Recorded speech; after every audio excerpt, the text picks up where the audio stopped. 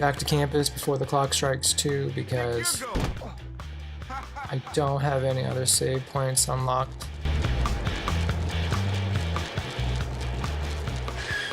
And I'm checking the map again because, as I've mentioned before, this game doesn't have the modern standard of being able to set waypoints, being able to see your path highlighted on the minimap.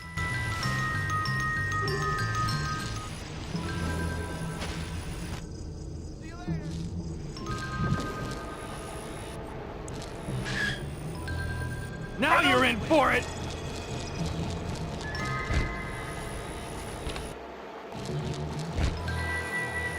Might have mentioned it before, but depending on where you pass out, you can either wake up with less cash in your wallet, your shoes missing, or you might even wake up without any clothes, just in your undershirt and underwear.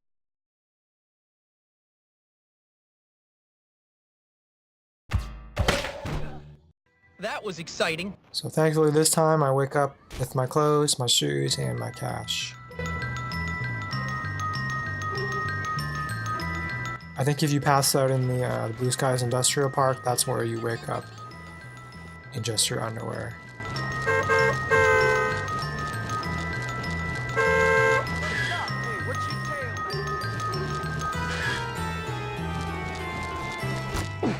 Who did it? You better get it.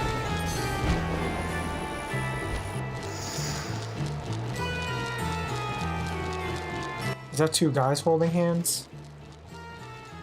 Did I just see 2 guys holding hands? It's kind of interesting. I mean, it makes sense. You can kiss boys in this game, certain boys.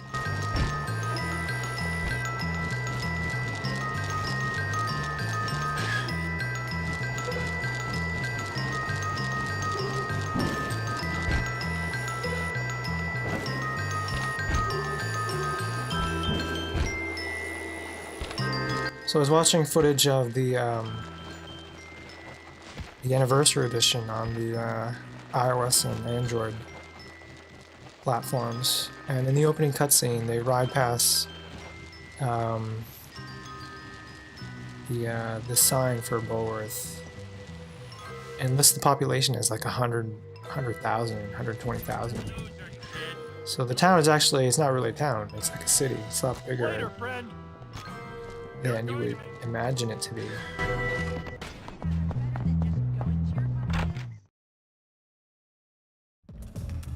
How's it feel to face a trained boxer?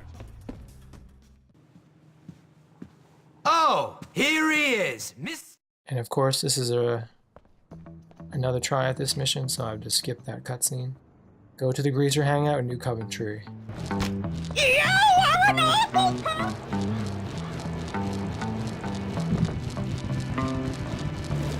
Now, if Rockstar were to make a sequel to this game and set it in Bulworth, I wonder how populated they'd make it. I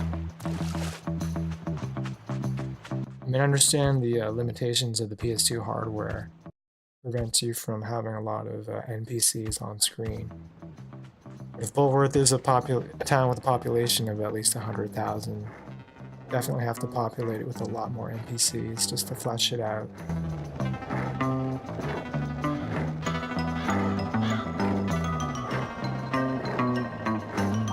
I mean, I could imagine like traffic jams during the morning and afternoon rush hours. Like I could imagine a city like Bulworth being like a commuter town. A lot of people going out of the town to work and then coming back late afternoon, early evening. Because when you're skateboarding and riding through town, it doesn't really seem like there's a lot there.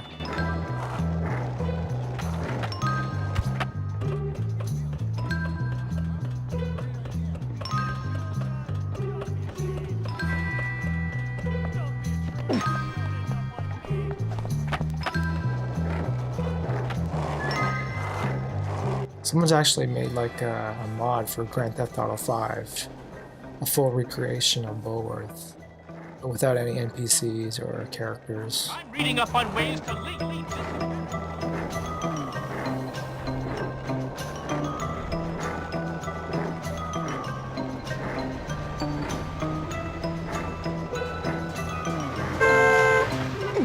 You are. Vance, did you guys... Go to the warehouse in Blue Skies Industrial Park. So here in New Coventry, you see a lot of rundown buildings, a lot of boarded up stores. I wonder if, say 10 to 15 years later, they'd be up and running again. And I wonder if there'd still be this trailer park. You're in the wrong place.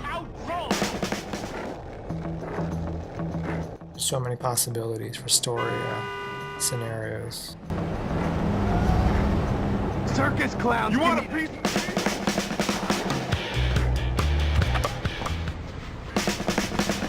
It could be like Grand Theft Auto San Andreas, where there's like multiple towns you can visit.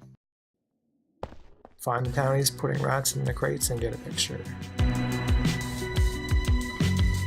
So the previous time I did this mission, I was kind of confused whether or not I could be detected.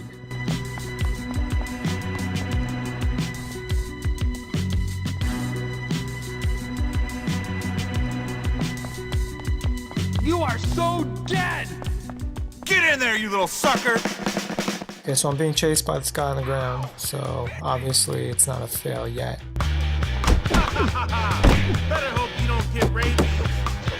The lock-on system in this game, to be honest, isn't really that great.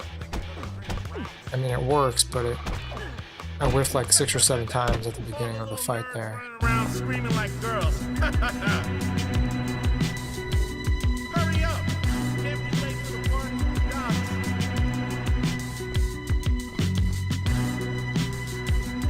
Man, I hope these little guys don't have fleas. We gotta remember to put a few air holes in the crate. All right, come on.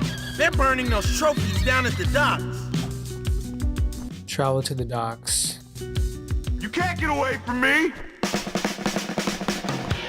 Tell me when this is supposed to be hurt. Where do you think you're going? Got no time to fight, you bitches.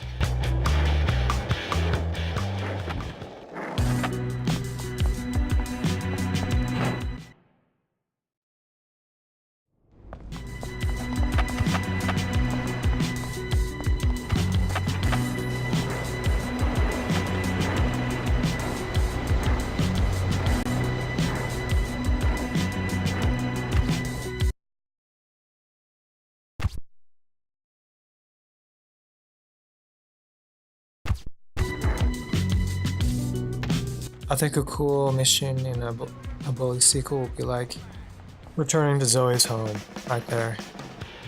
Assuming that Zoe and Jimmy are married and they have a kid or kids. And there's a pretty cool ghetto tattoo shop.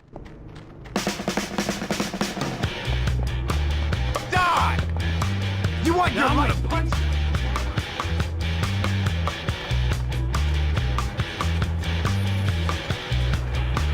You're lucky.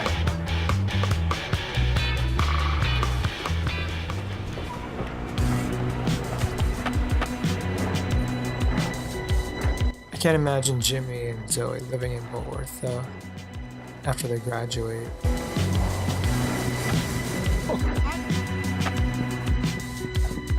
They could be living out of town and then coming back into town for like a reunion of sorts, where they get called back in because they sent their kid to Bulworth.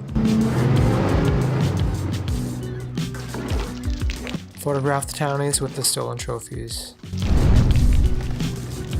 I could imagine someone like Pete being the headmaster, or like the deputy headmaster to Gravel Snitch, and then maybe Gravel Snitch becomes ill or has to retire, and so Kowalski, Petey, calls Zoe and Jimmy back into town to help him out.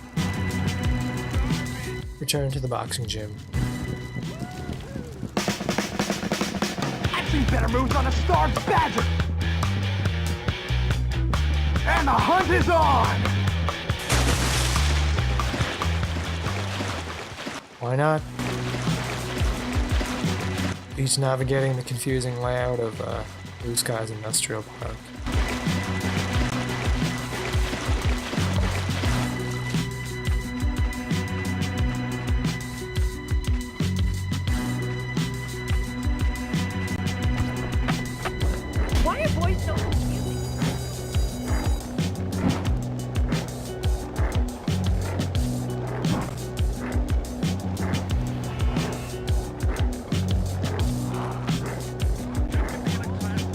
It'd be cool if, like, in a Bully sequel, you could, like, buy these properties. Maybe you play as, like, Jimmy and Zoe's kid. In some chapters, you play as Jimmy, trying to hustle.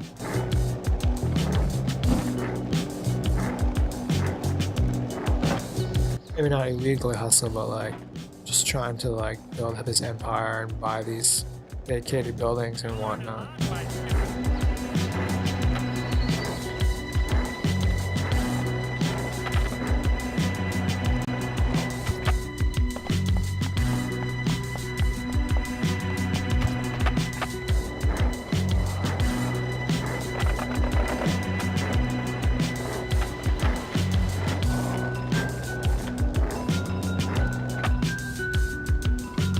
Well, Pauper, what did you find? Yeah, who took our trophies? Don't tell me.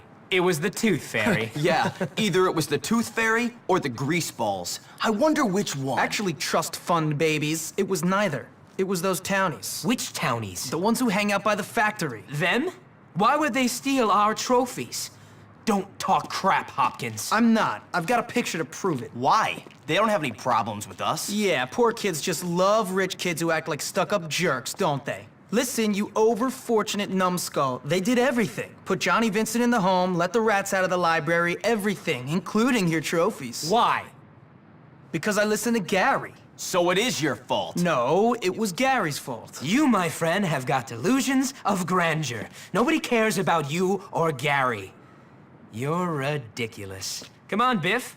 Let's leave this king of the school to his pathetic little fantasies. You are an idiot, Hopkins. I've got a photograph. You know what you can do with that, don't you? Man, those guys are dicks. But I got $30.